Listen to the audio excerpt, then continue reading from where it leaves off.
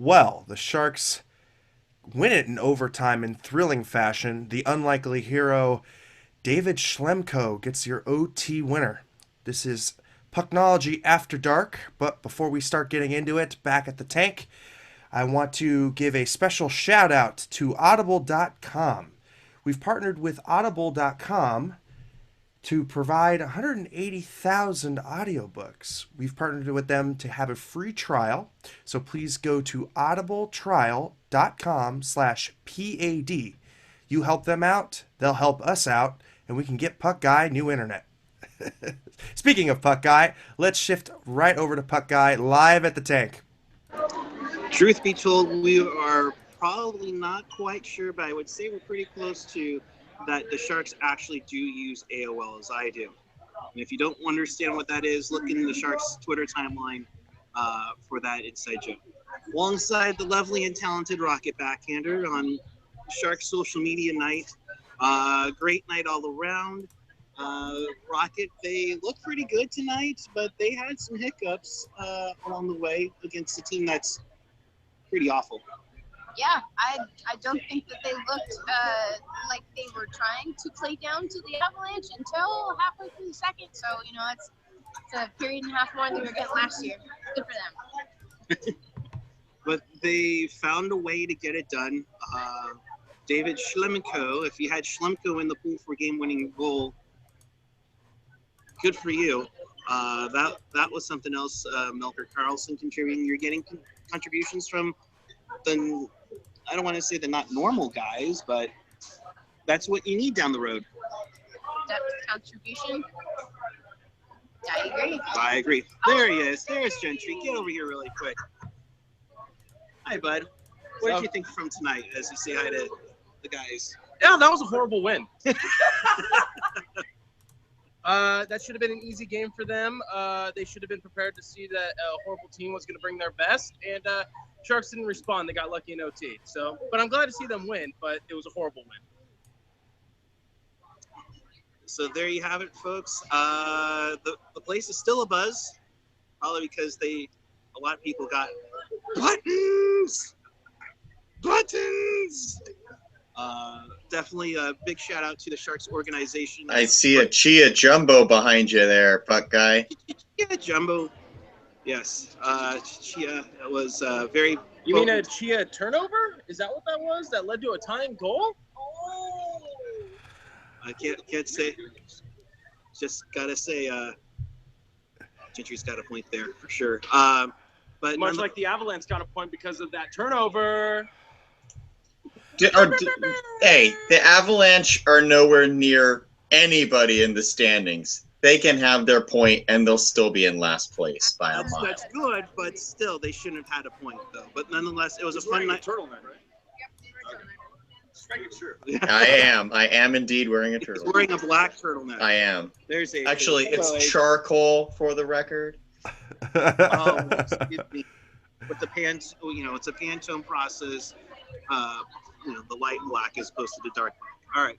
With that, we'll get out of here, guys. Take it away. Hey, Puck Guy, before you go, how was the turnout? Friend of the show. Oh, yeah. Fucking Jersey tonight, man. Yeah.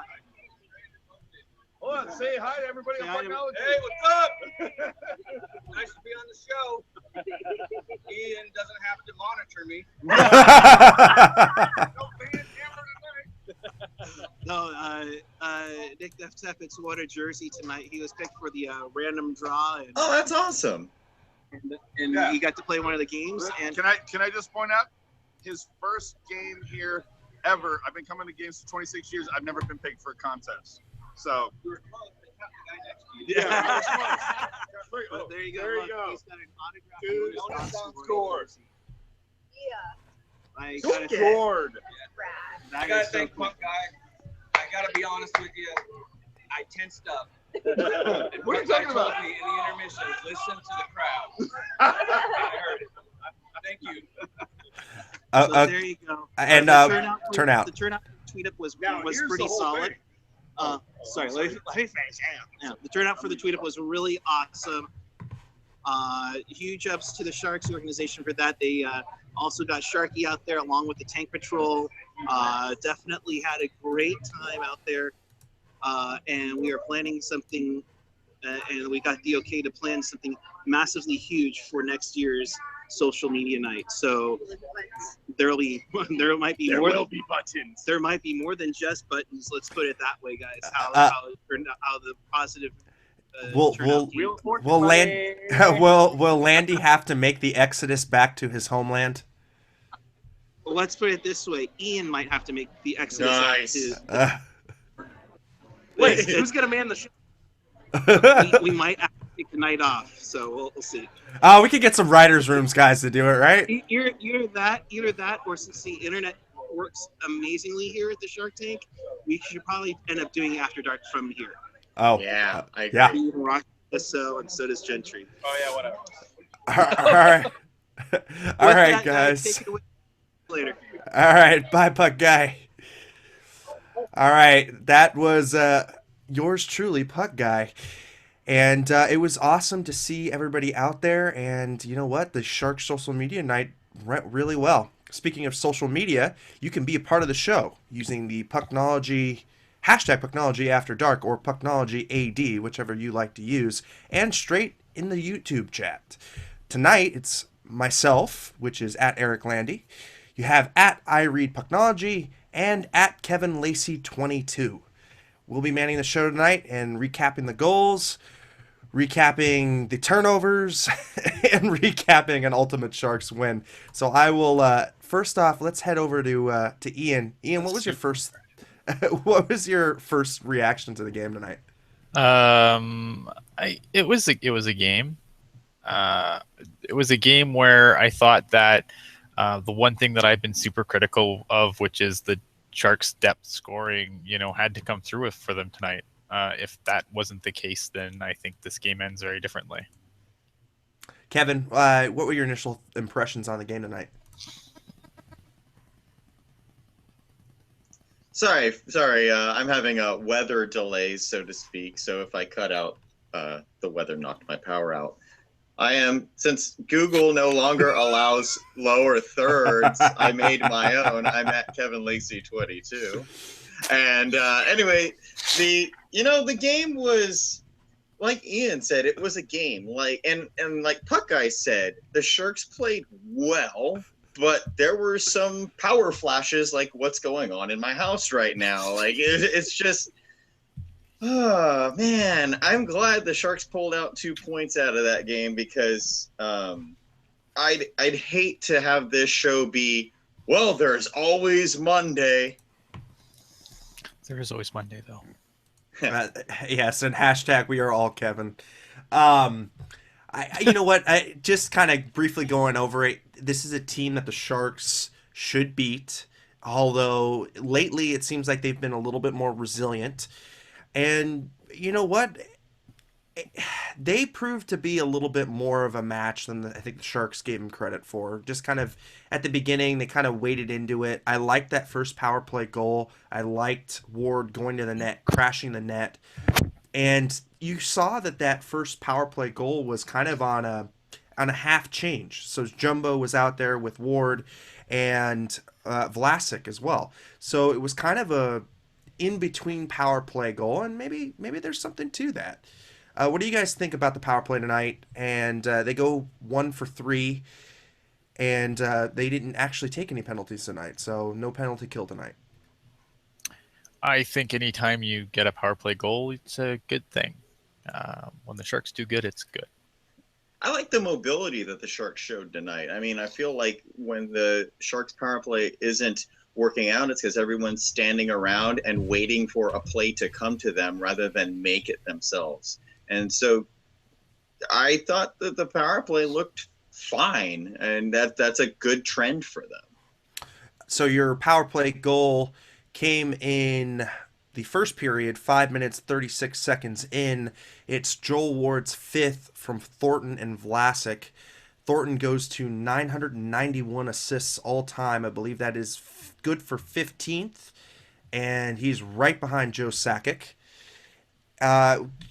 Pretty much that was the only scoring play in the first period. It was a pretty even, well, I wouldn't say even, but I would say that the Avalanche kind of controlled the territorial play a little bit more than the Sharks did. Do you guys remember what the shot total was? Oh, shot total in the first was 13-9 in favor of Colorado. So it was okay from the Sharks' perspective. It wasn't great, but they kind of held in there. And going into the second period, Colorado breaks through with Mikhail Grigorenko's fifth goal from Nathan McKinnon and goal Beth. Can you guys? Can you Cody guys? Golabuff. Golabuff. All right. Can you guys walk us through that goal and just kind of how the Colorado Avalanche scored in that play? Ian, you're going to have to take this because I actually took a little brief 15-minute nap during that goal, and I guess the Sharks did too because that's how Colorado did. Yeah, I mean, there wasn't much to it. It was just, not paying attention. The Sharks just kind of took their, I don't want to say took their foot off the gas because I don't know if their foot was ever truly on the gas, but the Sharks have kind of been guilty of this, this kind of herky-jerky play where they do some really good things and then they just make this ridiculous boneheaded play. And that's what happens when when you don't keep the pressure on and keep the pressure to get out of the zone. Well, I think the other thing too was that I think Pavelski was a little bit out of defensive position there. I mean, he basically had his entire body towards the puck, and when that cross ice pass came through the crease, he was basically the play was behind him from his back. So I would have liked to seen Pavelski maybe set up a little bit more on the side of the goal net, to defend a little bit more and defend that far side post. So it was a broken play, yes, and the puck did go through Pavelski's feet, and it ended up on Mikhail Grigorenko's stick and into the goal. It wasn't Martin Jones' fault, but I think the defensive positioning was a little suspect there. The Sharks, however, get it back in the second period. Melko Karlsson with his fifth, assisted by Ryan Carpenter. And guys, I mean, that fourth line has really been clicking these last 3 or 4 games. I mean, we've kind of seen the secondary scoring ebb and flow in this season, but it looks like it's kind of coming on strong now. Carlson, to me, has been I guess, the one constant factor on that fourth line. Yeah, he's been very consistent. I agree with you, Landy. The fourth line has looked really strong. The forecheck is just dynamite right now. Mm-hmm. And it's nice to see that they've been rewarded now in back-to-back games after Carpenter scored on Thursday against Tampa Bay, and now Karlsson tonight with that deflection. Karlsson, I mean, case in point was the debacle last Saturday against St. Louis where I can't remember. Oh, Thornton got thrown out. That's right. Thornton got thrown out. So Karlsson was the one that got to receive the extra ice. So the coaching staff is really showing faith in him. And I'd like to see more production, but he's being very noticeable when he's out there, and that's a good sign. Guys, coming in from the chat real quick because it's kind of based on this roster question. When Hurdle comes back, because they did kind of talk and touch a little bit on Hurdle, and he's getting close, who do you guys send down to the AHL? Do you think it's Timo Meier's time to go back down and season a little bit more, or do you take Carpenter off, even though he's kind of got the hot hand right now, or maybe go to Kevin Labanc because he's kind of slipped here in the last little bit? I drift back and forth on this a lot. There's a part of me that really wants to see what a combination of Thomas Hurdle and Timo Meier can do together, and I'd like to see that at least get a look. But I mean, to me, the problem with Timo Meier is, and he has some really good games, and then he has some okay ones. But the problem to me is in his okay or not okay ones is that you see him just doing a lot of things that he would do in junior that are just never going to work at the NHL level. He's not just going to power through guys. He's not just going to blow pucks through the goalie from stupid spots. It's the NHL. It's not the Q anymore. That shit's not going to work. and a lot of people are like, oh, he's just snake bitten because his shooting percentage isn't good. His shooting percentage isn't good because he takes shots that are easy to save because And they come from everywhere. and just oh sorry, and just to correct myself real quick because people in the chat are kind of going a little bit crazy on this. LeBanc had another assist tonight, so he's got 7 assists for that overtime game winning goal. Sorry, guys. Go ahead, Ian. Yeah, so what, it depends on it. To me, with Timo, it depends on how you're going to use him, right? Like, obviously he's hurt right now, so he's not just being healthy scratched. As long as he's going to play, if he's not going to get decent ice time when everyone's healthy, then send him back down, because there's no point playing him 9 minutes a night Whoa, when whoa, he can be whoa, playing whoa, whoa. 25 for the Barracuda. Jesse Puljujärvi has been amazing this season, sitting on the bench the whole time. No, I mean that's kind of my thing with Timo. I like Timo Meier. I'm not by any stretch, calling him a bust or anything. I just don't think that some more AHL time would hurt. That's No, all. I agree. I mean, you looked at Dylan Larkin, and you looked at his development in the Detroit system, and he stayed a year back, and I mean, it really did wonders for him. And I think that he could definitely benefit from that. And Dylan Larkin, I think the other one is Anthony Mantha. Both of those guys spent a year in the AHL to season up a little bit, and going kind of full circle, just coming back in the next year and really having great seasons. So, you know what? I kind of tend to agree with you guys. I think it's maybe time to put Timo back in the AHL, give him some more time up or down, excuse me, and then when it comes playoff time for that stretch run, you bring him back up again, and hopefully he's kind of got a little bit of a fire lit under his ass, a la Chris Tierney last year. Yeah, yeah, and I think that with since Long Beach native Matt Nieto seemed to be a constant theme since it was the Avalanche tonight, this is exactly why the Sharks could afford to waive Nieto. A lot of people were upset saying they chose Michael Haley over Matt Nieto, and I kept saying no, they picked Kevin LeBanc over Matt Nieto. I say they Haley's picked not Melker Karlsson over Matt. okay, Melker Karlsson, but you there's so many guys you could say that about. Haley isn't even on the roster right now; he's on injured reserve, and they still don't have room for Matt Nieto on the roster. So, by the way, he had a good game tonight, though. And Chris Edwards, thanks for chiming in. Larkin went straight from University of Michigan, so he didn't play in the AHL. That was my bad. And actually, Chris Edwards now saying, well, he did play in the AHL, but only after college season ended, and it was just a handful of games. Right. So it doesn't no, it doesn't count. But I kind of agree with you guys. I don't think more seasoning in the AHL hurts anybody. No. Going back into the scoring, where I kind of left off in the third period, Francois Beauchemin with his second goal. That's 11 goals against the Sharks in his career. I mean, it's kind of crazy. Is this the one? Is this the goal where everyone decided to make snowmen or snow angels? Yes, this is the goal where Vlasic tries to clear it out with his backhand, and it kind of ends up right on Francois Beauchemin's stick, in his wheelhouse. Yeah, he wired it. So I want to backtrack for it. Like a few minutes earlier, and I was really worried that this was going to be a turning point in the game because it did at least get the Avalanche back into it. The Sharks went 3-on-1. It was Donskoy, Tierney. I didn't get a chance to see the other player because Beauchemin just came in and knocked the puck right off of Donskoy and knocked Donskoy right off the ice. And it was like, yeah, holy cow, how does that happen on a 3-on-1? And then the Avalanche just were feeding off of that big time, and then Beauchemin again scores his next shift.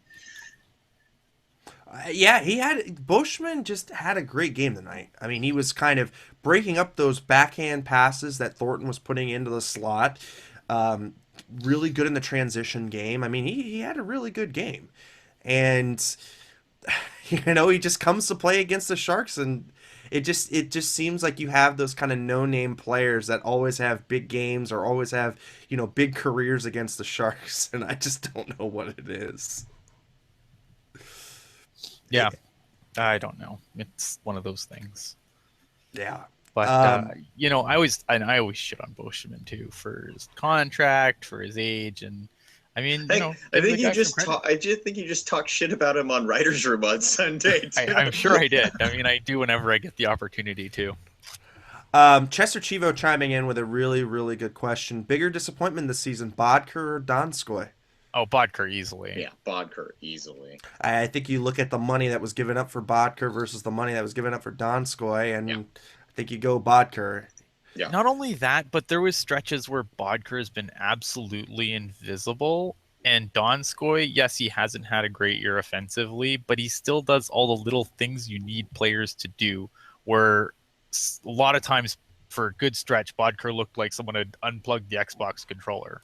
Totally agree. And you look tonight at the line configurations. Logan Couture is out there with Ward and with LeBanc, and then on that third line you have Donskoy and Bodker kind of reunite with Chris Tierney.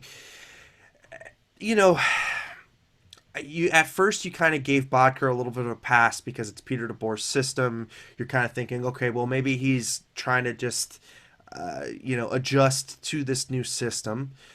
But in all actuality, I mean, is Dave Tippett's system all that different from Peter DeBoer's? I don't really think so. It's more free flowing. Yeah, I think if anything, Peter DeBoer's system is more free flowing than No, Tippett. no. I think in Arizona that because there was so lack of talent. I mean, you got to coach to your talent level, right? And let's be honest, when he was scoring, when he was putting up all those points in Colorado and Arizona, those teams weren't very good. You're not going to go with a heavy structured system because you need a system that your team can play. And I think where the Sharks are more, this is your spot, this is where you need to be, bang, bang, bang. And, it does, I think, stifle some creativity to a point. I mean, you look at the power play. We all know what the power play is going to be. It's going to be, Burns is going to shoot, Pavelski's going to try and tip it, wash, rinse, repeat. Yeah. And I think, I think there is a little bit of creativity stifled in the Peter DeBoer system. And I think that's affected Bodker being in a more rigid system. I think in a more free-flowing system, I think, a little more run-and-gun system, Bodker might be okay. I mean, he'll be minus a bajillion, but he'll be okay. Yeah, and I mean, it was a disappointment, agreed, but I think a lot of people kind of chimed in about Bodker, about, hey, some of his goals kind of come in garbage time. Some of his goals are not in winning efforts. He kind of puts in the effort when he feels like putting in the effort. And we're kind of seeing that right now. I don't know if I don't. Yeah, I mean, I guess I just said that. So, I mean, I do agree to that to a point. I mean, sometimes it just doesn't work out. I mean, this isn't the first guy who has a scoring acumen to go to a different team and just have it just not work out. I mean, we've seen this a lot. I don't think this is just strictly, there's a lot of factors at play. I think that effort at points in the season has been one of them for sure, but I don't think that's the whole story. And I think it would be a disservice to Mikhail Bodker to try and say that's the whole story. I mean, and the guy has put up goals in the past. I mean, he knows how to score. For sure. It's just... It's kind of a reflection of his tenure in Colorado because Yeah. basically all he had was one hat trick and a whole bunch of no-shows, and that's Right. what it's been with the Sharks. Yeah, it's a huge bust for. I mean, it's a bust signing for Doug Wilson, and I don't think there's any way around that unless he comes up and wakes up in the playoffs and scores a bajillion goals. Maybe we'll forgive him then. But I mean, at this point, this has been a disaster signing for Doug Wilson when you consider the money you're paying for Mikhail Bodker, and then you look at the guys coming up on the books that you need to make room for, and you just handed Mikhail Bodker how many years at 4? 4 at 4. Yeah, 4 at 4. And not that Bodker's an old guy, and not that he might not get it together, but I mean, you've got Vlasic's contract coming up. That's going to be a pretty piece. And then you got Jones coming up. You've got Couture Hurdle. not too far off. Hurdle. I mean, there's a lot of money coming up that you're going to have to dish out, and that contract's going to look very, very, very not great. Now, do we know if the cap is going up next year? I mean, I would doubt assume. I'm not under the impression that it is. If anything, it might go down slightly. I mean, hundreds of thousands, but What about the money coming in from the expansion, or does that not roll into? That's not HRR. Oh, that's not HR. Okay. Yeah, Goes yeah. all to the owners. Can I jump on the Donskoy since Donskoy was brought up in that same question about Bodker? Yeah. Do you guys take any stock in the fatigue level of Donskoy? Because I mean, the Finnish season is a shorter year, and Right. for Donskoy to come over, play a full season plus a full playoffs, then the World Cup, and then jump right into this season, do you think that there's a little bit of fatigue on Donskoy's plate, or should he, he's a professional hockey player, deal with it? I think the other thing we got to think about though is this is his second year, and traditionally players That's true. have had a difficult time adjusting into the second year of being an NHL player, and we see it time and time again because it's guys now kind of getting defensively checked in on, and Yeah. now Donskoy is a target. He had a great season last year, and he's looked at as an offensive weapon.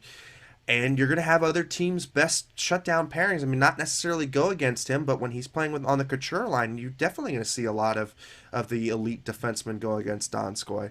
So it's to be somewhat expected, but I think that the fatigue factor is also playing a whole bunch of issues on the Sharks. I think that this is why our overall scoring is down. What do you think, I, Ian? yeah, I mean, there's part of it. It's so hard because I mean, the one thing that we're always going to repeat when we're talking about how to increase scoring and making goaltenders equipment small and everything else, it always comes back to these guys are in the best shape of their lives. You know, we talk about how valid is the morning skate at this point when when you look at these guys. I mean, morning skate traditionally was about skating the booze out of the guys. That's not an issue anymore. These guys, they go off, they take a couple weeks rest, and they're back in the gym, right? Like, so I mean, it's not like, again, Donskoy, not really an old dude. I mean, he's basically in the prime of his career. So I mean, fatigue's probably a factor, but I don't think that. I don't know. I don't like the. I mean, for some guys, I think fatigue plays in better than others. I just feel like a guy at Donskoy's age, he should be fine. Yeah, I agree. It's going to be interesting to see what this team does from an offensive output standpoint after their week break, because I think that that's going to come at a really good time. I think it's going to reset them a little bit. It would be kind of interesting to see where Jumbo picks up on his point pace. What are you thinking, Kevin? Because since you brought up the question, I mean, what do you think's kind of ailing Donskoy at this moment?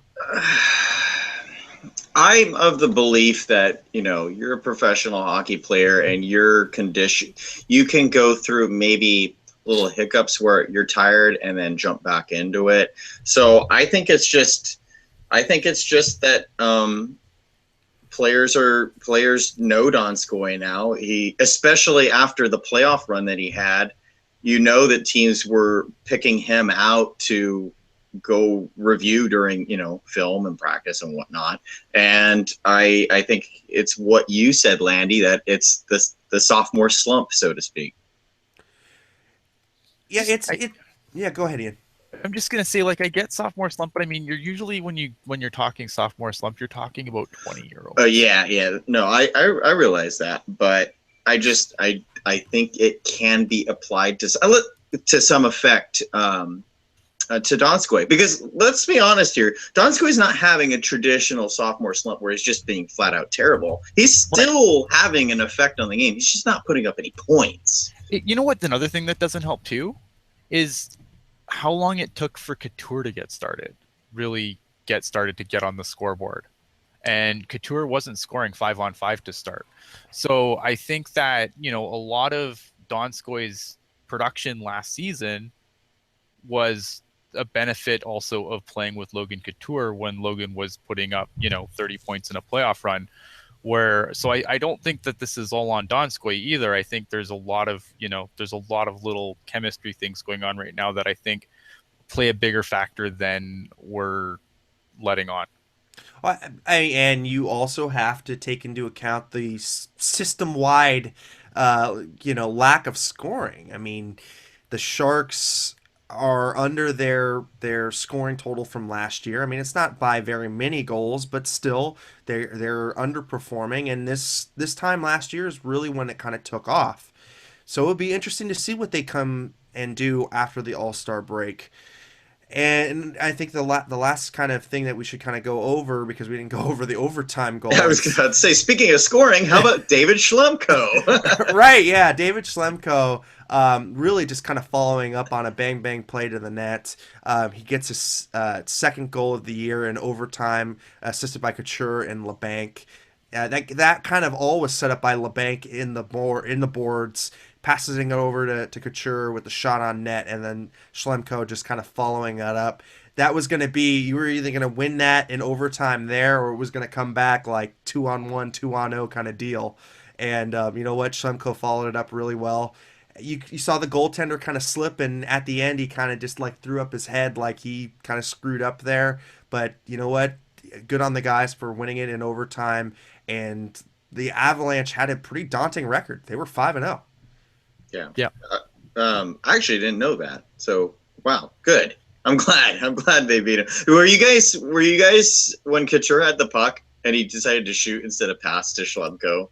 Were you guys going like, or because that's how I was thinking, like, oh, you gotta pass that. Oh, good that the rebound went right to him. Okay, all right. So I might sound like a total hypocrite here, where I am like, Oh, where are you going? Shoot! yeah, I am a constant proponent of shoot on the power play. You know, stop dicking around with the puck.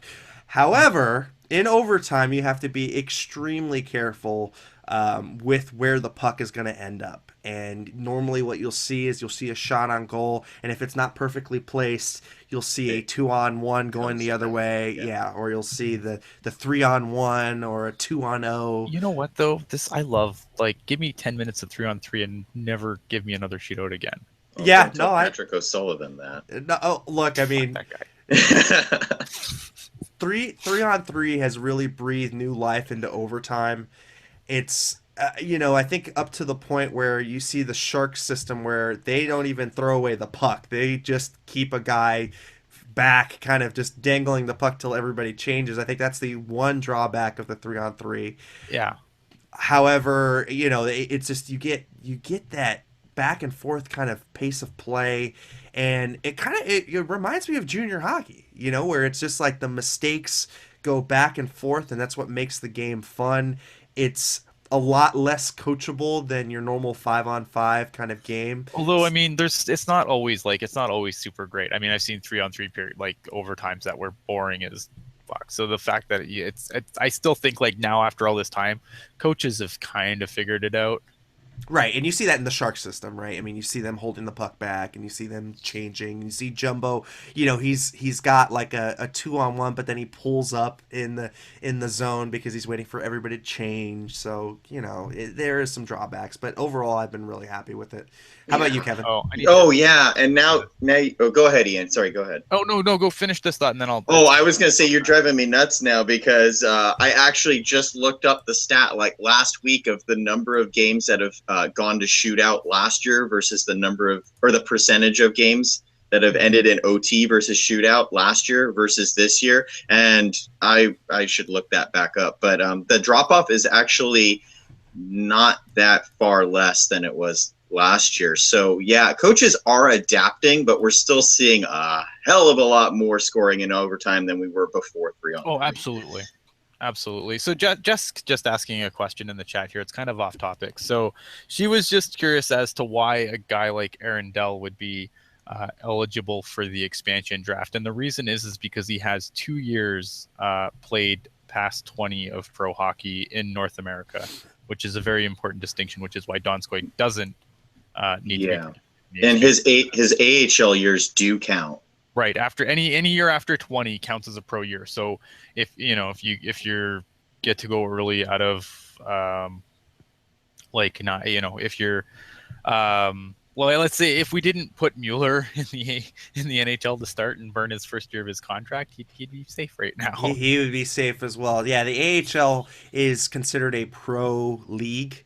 And it does count, counts on your ELC. Yes, sorry, the ECHL doesn't count, but I don't consider the CHL pro hockey. So No, it's not. I mean, the ECHL is it's not amateur, but it's below pro, and it's minor league hockey is what you would categorize it as. adult minor league hockey. Adult minor league hockey, yeah. Quickly before we kind of dive into the chat and kind of going through that, let's go through stats of the game. I have the numbers. I have the numbers. Oh, So all right, Lacey. overall, since 3-on-3 was adopted, 36.1% of overtime games have reached shootout. This season, 39.5% of OT games have reached shootout. So it's only a 3% drop off. So. And do you know what the percentage was pre 3-on-3? Oh, it was. I don't, but I think it was bad. somewhere in the 70s. I think 70s, something like that. Yeah. That sounds about right. And so kind of going through the tail of the tape stats wise, Avalanche end the game with 33 shots on goal, more shots than the Sharks. Sharks have 30 shots on net.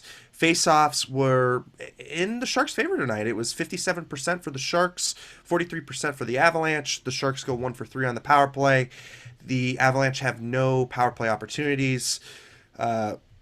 Hits 29-13 in favor of the Avalanche. Block shots 21-20 in favor of the Avalanche.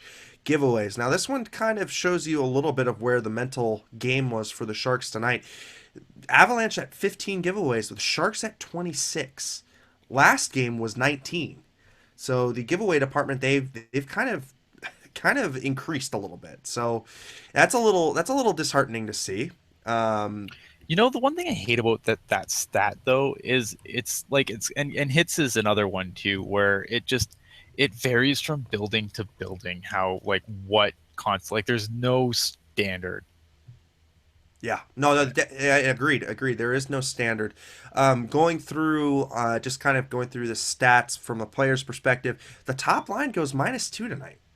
They were on the ice for both goals against. So you know what, the Patty, Pavs, and Jumbo line, not that they were suspect in their own zone tonight, but they got caught looking at the puck a couple of times.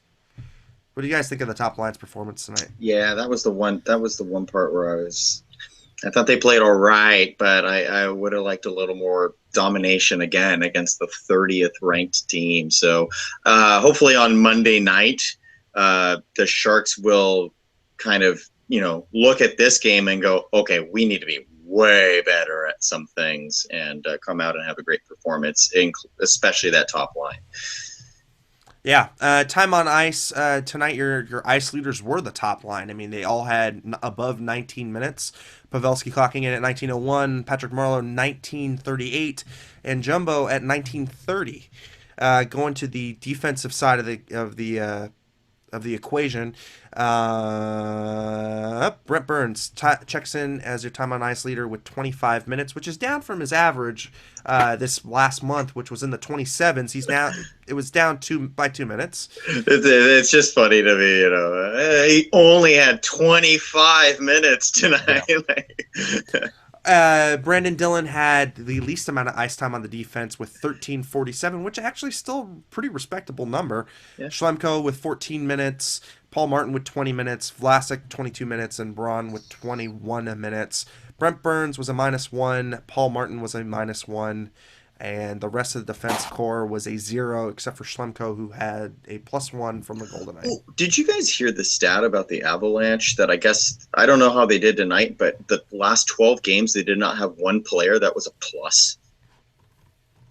Pretty bad. Yeah, that is pretty horrible. And I just want to quickly just see what their overall. Oh, that's really good. Their goal differential is a -59. They've scored 89 goals and they've allowed 148 goals. Yeah. What do you think of Spencer Martin's NHL debut tonight? I thought he played a good game. I mean, he was positionally was pretty good. I think rebound control a little off, but he's kind of a rookie. Yeah. He didn't really get horribly. Like the Sharks, for a guy playing his first NHL game, the Sharks really didn't make him work that hard. To be No, completely honest. no, they weren't. They weren't making him work all that all that much. But for the most part, I mean, he played decently. I mean, there was nothing to hold your head or hang your head on. Yeah, he's a guy that was in the ECHL last year, sort of. I mean, the Avalanche didn't know what the heck they were doing with him. He was AHL Star of the Week, and then got sent down the very next day to the ECHL. So AHL ECHL guy, but I thought he played all right in the NHL tonight. Sick mask. Yeah, no, definitely great mask. Quickly kind of going through the NHL score sheet tonight, and then we'll get to the chat. We're going to try and wrap this up in about a 45-minute cast tonight. So, Saturday, January 21st, the Jets beat the Blues 5-3. The Blue Jackets beat the Hurricanes 3-2. Senators beat the Maple Leafs 3-2. That was a final and a shootout. The Buffalo Sabres win against the Montreal Canadiens 3-2 in overtime. Nice. New York Islanders do the Sharks solid and beat the Kings 4-2. Yeah. Devils beat the Flyers 4-1. Coyotes beat the Lightning 5-3, and the Lightning, I mean, they're on life support right now. Yeah, and no Hedman now too. With Stamkos, no Hedman, no Callahan. Nope. And like even like I know Vasilevsky hasn't been very good lately, but there was Bishop in net tonight.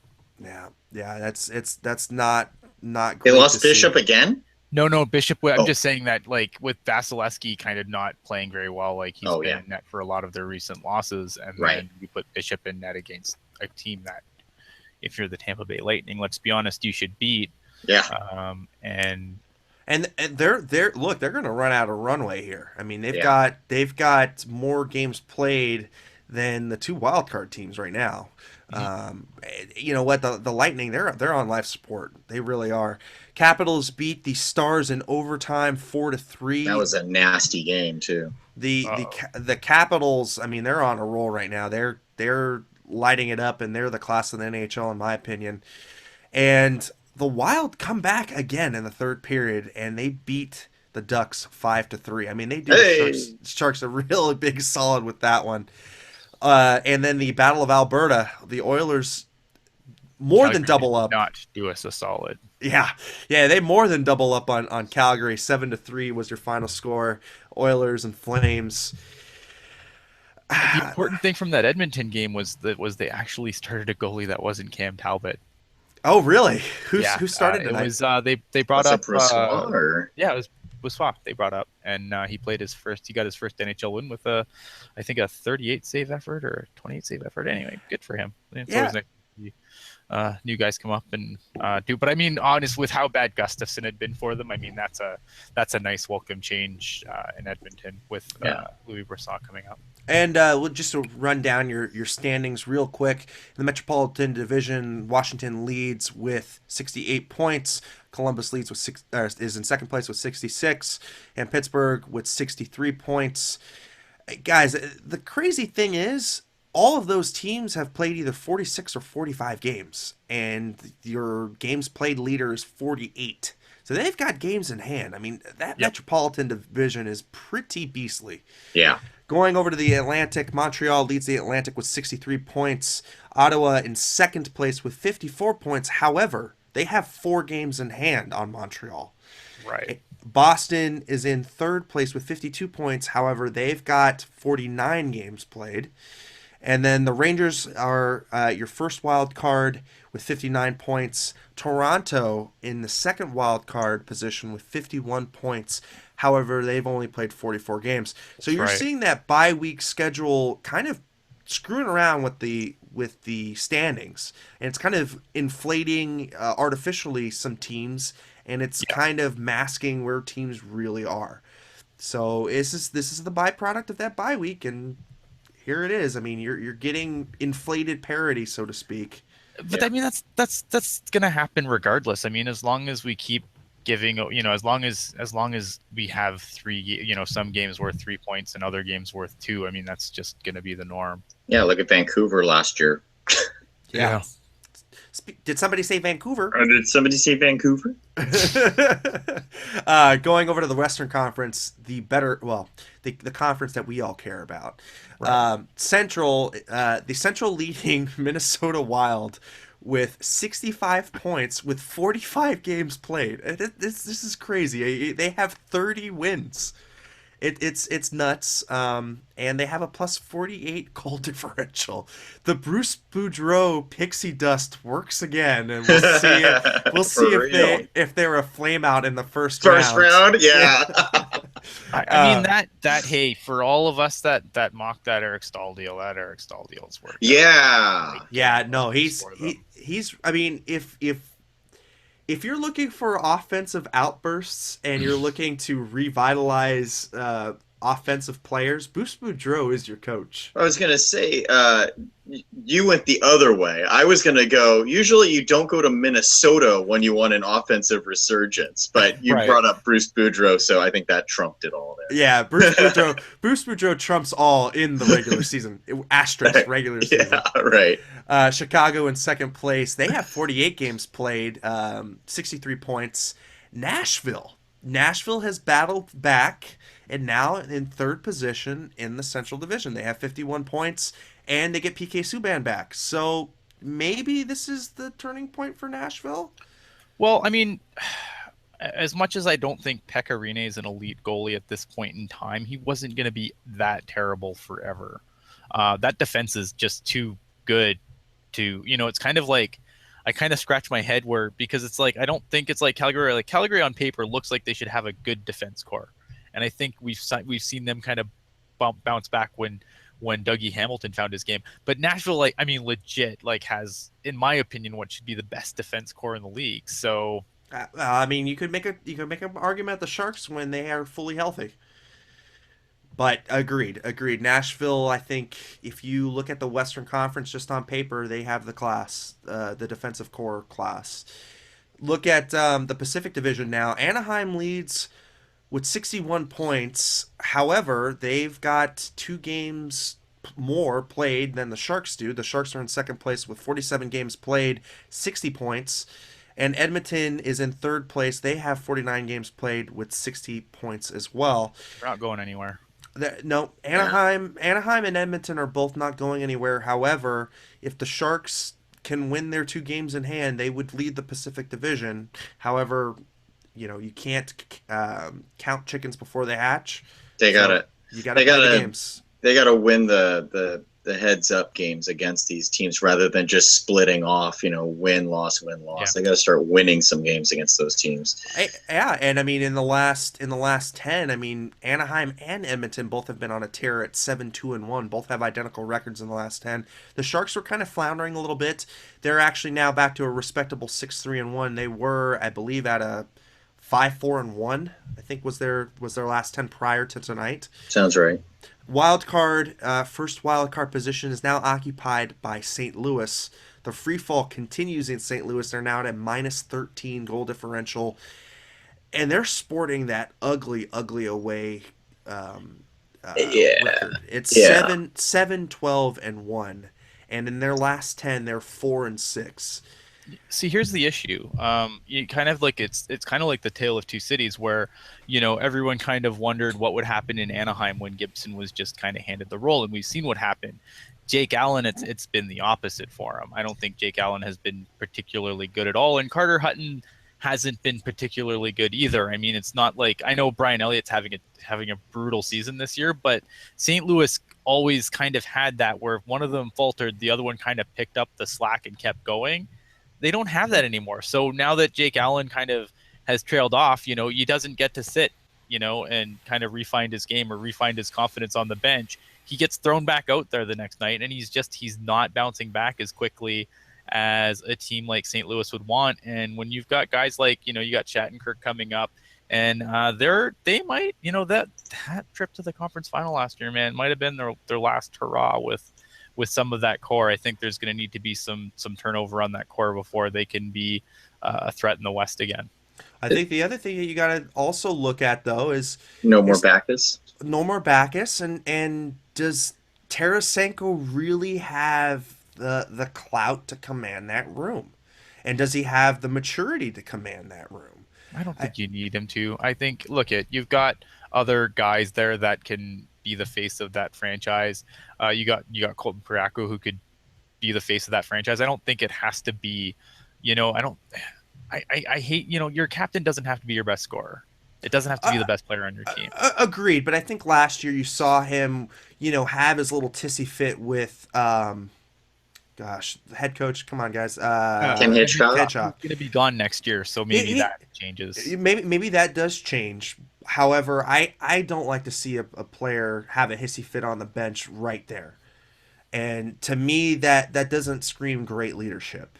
Well, I don't know. I mean, I'd still want Ovechkin on my team, and I remember him calling Bruce Boudreau a fat fuck. So Well, but that's on the bench when he didn't get to go on the shootout. So uh, these things happen. I mean, you look at man, these guys are competitive. Passions come out, and I feel like if it's one of those things where yeah, okay, fine. He probably could have handled it better, but I just feel like if this is good Canadian boy Vladimir Tarasenko instead of lazy Russian kid Vladimir Tarasenko, then they'd be like, oh, look at him stand up to the coach. He's such a competitor. He wants to win. And I don't know.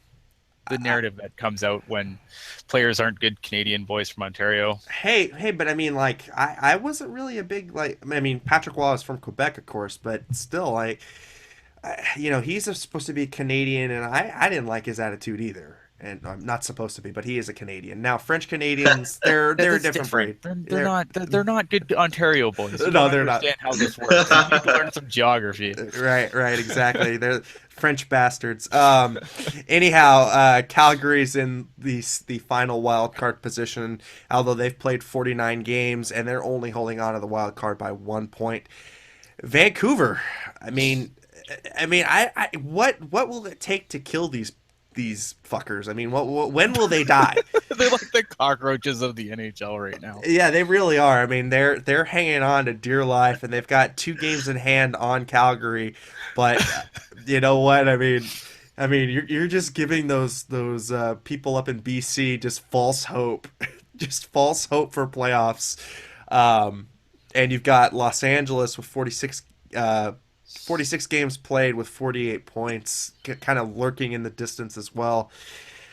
You know what? I mean, people kind of chiming in. Vancouver's going to collapse. I agree. I don't see it there. I really don't. I feel like Vancouver's just riding some decent goaltending right now. Exactly. Oh, Ryan Miller's having a really solid year for Vancouver. And we watched him do that in Buffalo. So I mean, it's not like we should be shocked by this turn of events. I just don't know if it's going to be enough.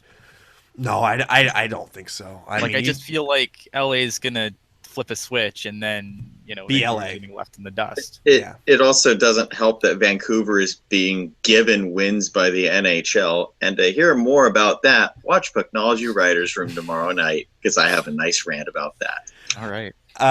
You kind of just kind of going over it just a little bit. I mean, Calgary kind of to me is that overinflated team right now in the West. I think that they'll probably drop out. They're just not having a great season.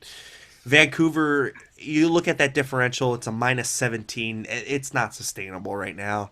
But I mean, honestly, like Calgary, I mean, I look at everything, I think St. Louis again. Look at St. Louis is a team that should probably make the playoffs in a wild card spot. Even though, you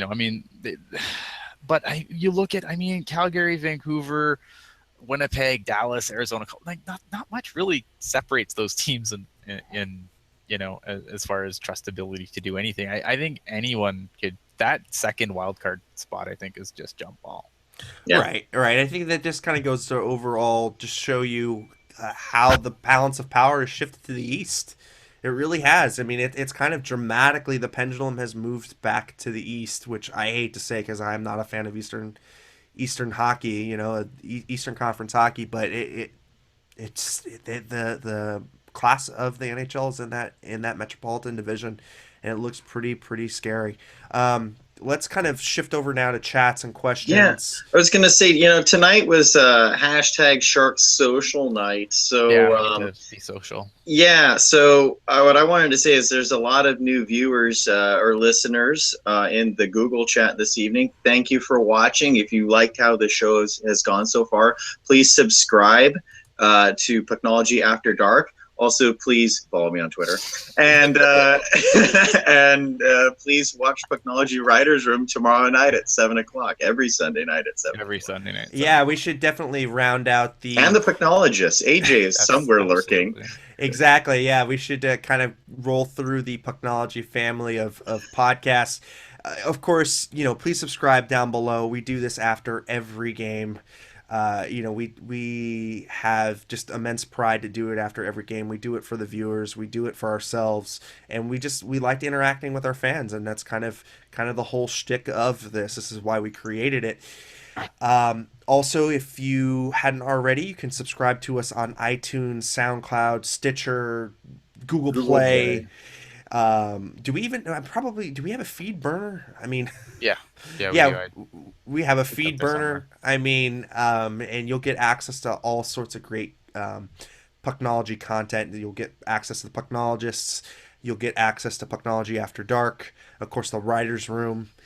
It's just a great set of podcasts to listen to. It gives you something to listen to in the car, and I think all of us in the After Dark kind of crew have made a really good push to kind of clean it up and to make sure that it's a little bit more smooth, a little bit more radio friendly, but also kind of getting the stats out and really kind of putting it back to the viewers again. Which is kind of MySpace. Yeah, we're on MySpace. Well, we're on MySpace. ZG Salt. Oh, sorry. Go ahead, Ian. I don't think I've touched it since we made it, but we do have a MySpace. Did we really? I thought you were just kidding about that. No, I totally made one out of boredom. What else? What else was I gonna say? I was gonna say something. The one thing too is for people that are new and they're just like, well, what the hell? 3 shows, like you guys are ridiculous. We try to really differentiate the 3 shows too. Like After Dark, generally, I mean, we might wander off topic a little bit, but generally you're gonna get post game reaction, solid. Writers Room, we like to deep dive on topics. We don't really do much recap, except we do kind of recap the Barracuda week, because I feel like the Barracuda. It's gonna be bad tomorrow for that. I'm just gonna do it and whatever. And then the Pucknologist is great because it's kind of like a weekly recap show. They tackle some issues as well. It's really, but they're really cool because they're just 3 distinct groups. And Pucknologists, I must also say that if you're looking for it on YouTube, you won't find it. It's audio only. So definitely check out our audio stream, because I look at all 3 shows. They're different. They have they all have a different feel to them. Some you might like, some you might not, but check them out anyway. Yeah, definitely. I think the other thing that we also got to put out there is that is that Rocket is the one who mans our Instagram, and sure. We can also be found on Twitter. You can contact any of us to get some questions on air, just to shoot the shit with us. I mean, like I said, we love to interact with our fans. Of course, we have our super fan Laurel, who's always there, who's always chiming in. She's great and awesome. You have a lot of the guys that are doing Writers Room. They're also on the chat to kind of take questions and just kind of facilitate a little bit. And Writers Room lives on your questions. Yeah. They really, really do. Did someone say Pucknologist? Oh no! Somebody say Pucknologists? Did someone say Pucknologist? It's like fucking Beetlejuice, and then AJ comes out. Pucknologist, though, you only have to say one time. What's up, boys? Not much, hey, AJ. How was the game? Yeah, how was the game? Sloppy, to be honest with you. I mean, playing the worst team, literally, in the NHL.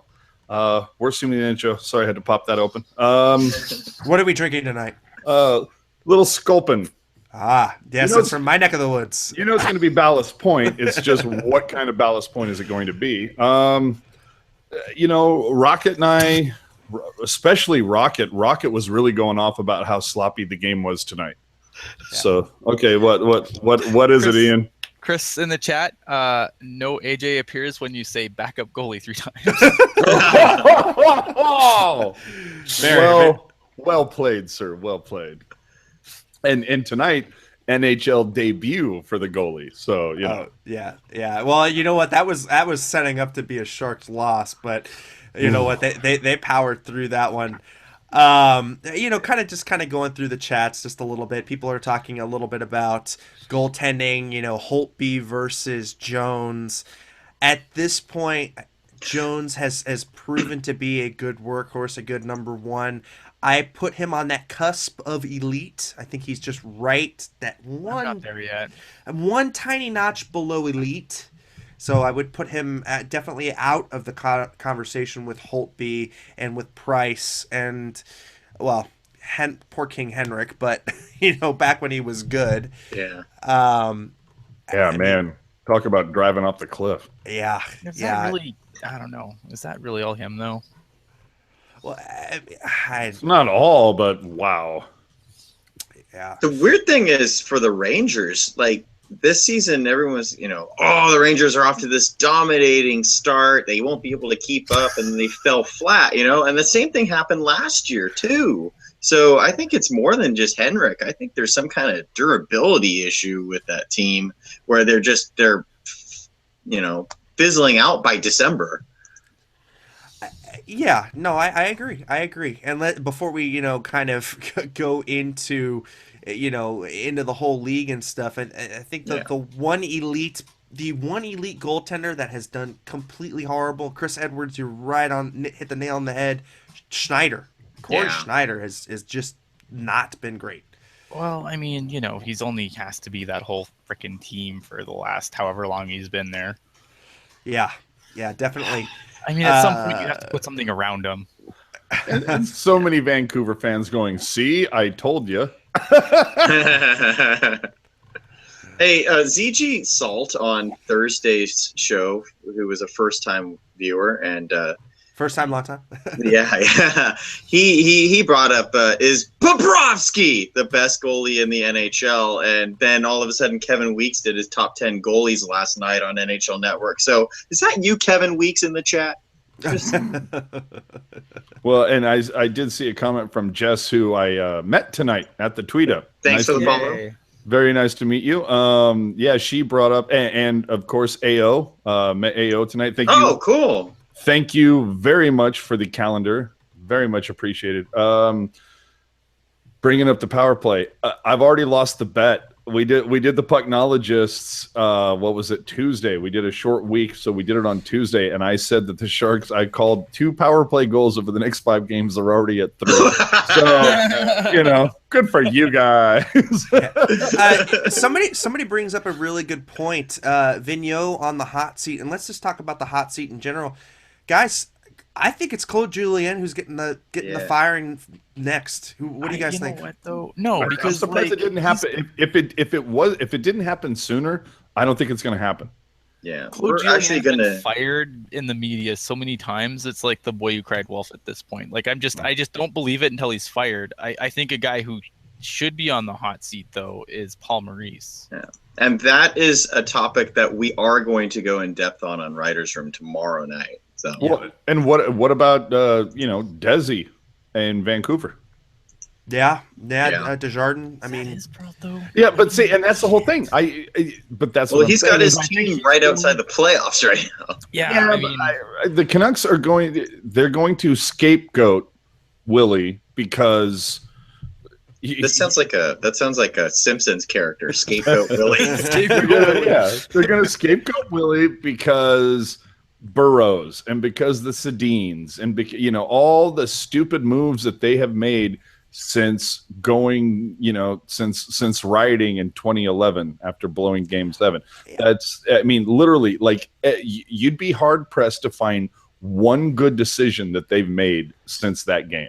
But you know what? I mean, Trevor Linden has his hands tied behind his back because you've got Francesco Aquilini breathing down his neck for every single thing he does. Oh, this is a good topic. Rob brought up a really good topic here. I don't want to take us too far off of this because yeah, and we'll just say ownership is very meddlesome in Vancouver. We'll just leave it at that. Go ahead, Ian, with the question. So Rob Humphrey in the chat asking if anyone else is annoyed that the NHL is going to make goalies wear new legs, new pants. I haven't even heard about this. February. Yeah, on the 4th of February, league-wide, goalies have to wear different pants. And I asked, are these like 501s or what are we talking about?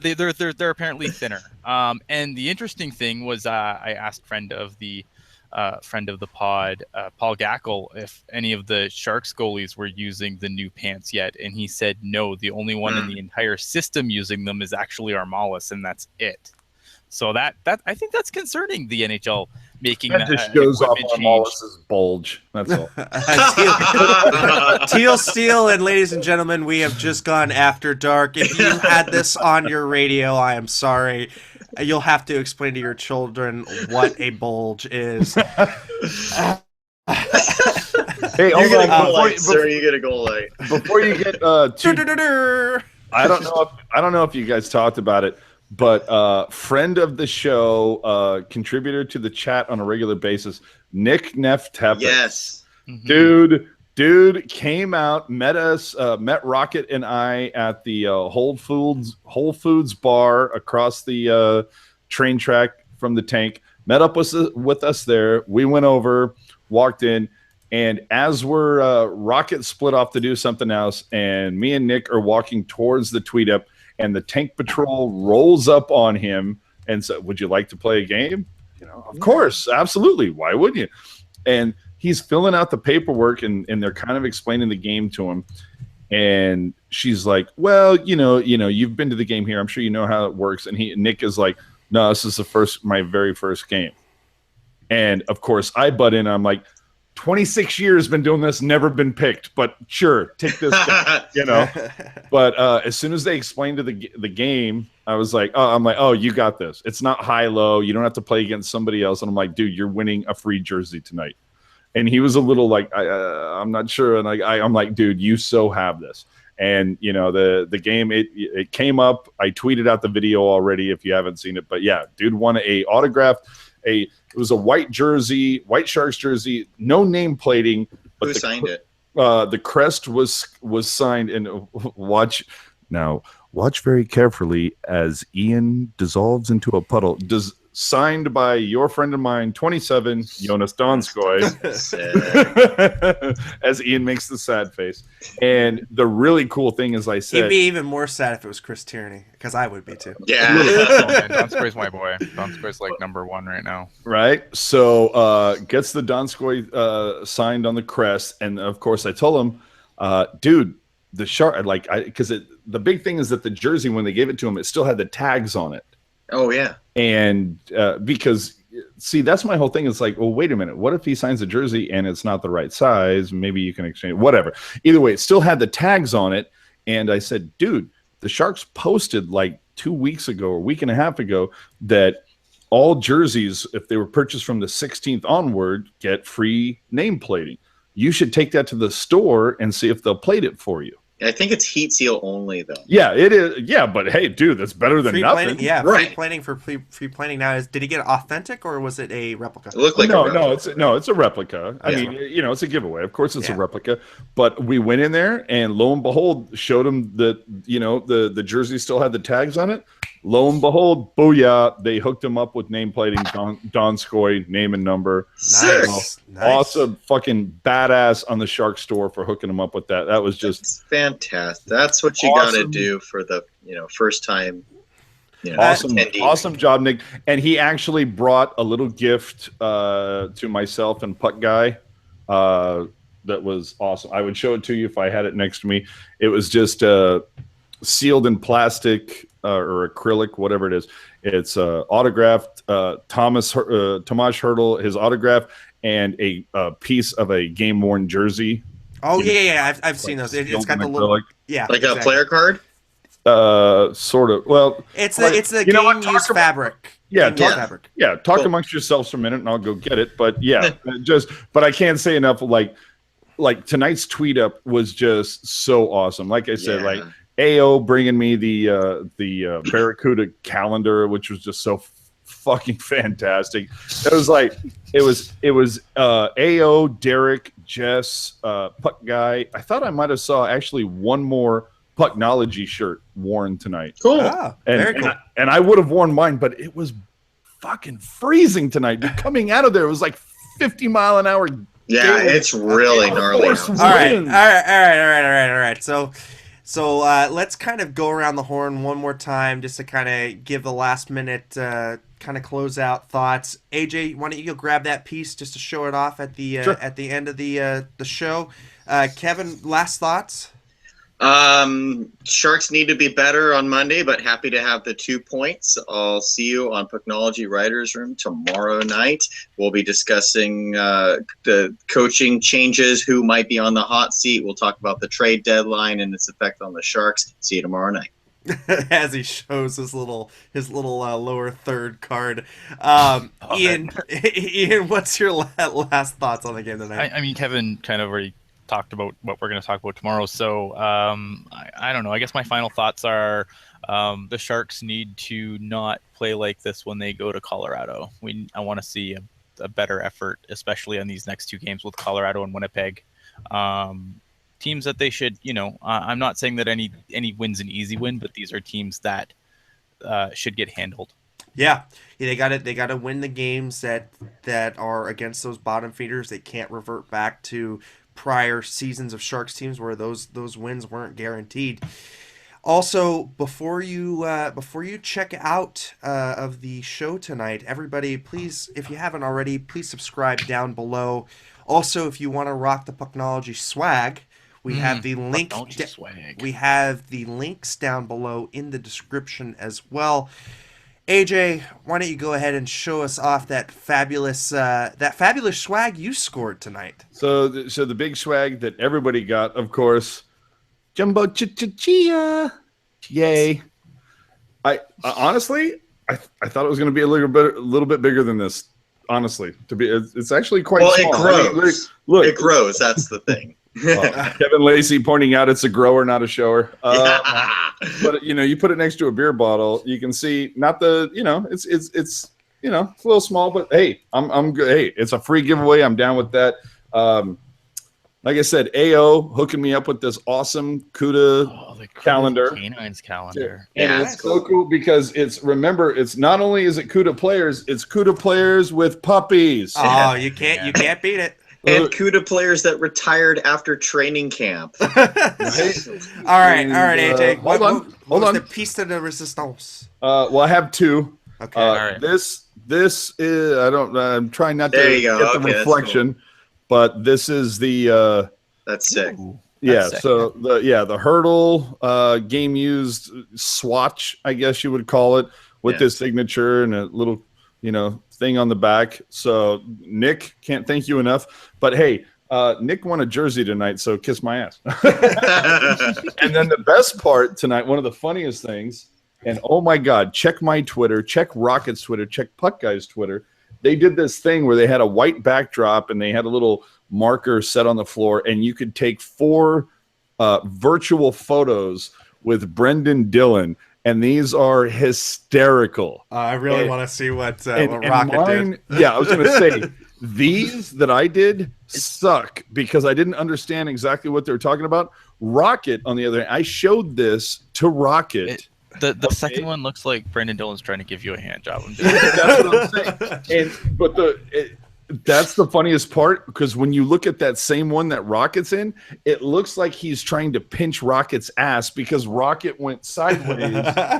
But just go look at Rocket's timeline. Our backhander 76 on the Twitter, her photos are spectacular. They are. Yeah, I saw them. They're All right. awesome. All right. Well, for everybody here at Pucknology After Dark, of course, Pucknology Writers Room, Pucknologists, and of course all the great written content you can get at pucknology.net. I'm Eric Landy signing off. Have a great night, everybody, and we'll see you after the game in Colorado.